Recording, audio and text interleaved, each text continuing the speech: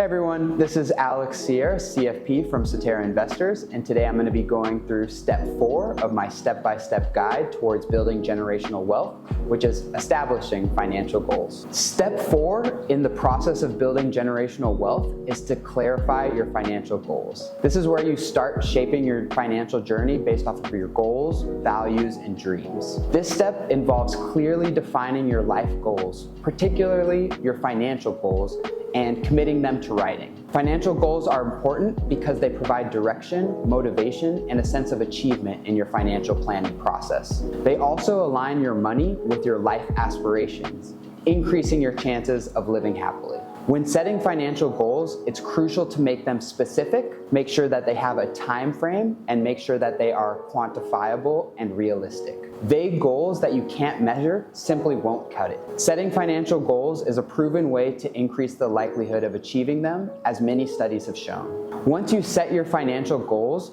don't hesitate to review them and adjust them over time. Have patience with yourself and patience with your progress towards your goals.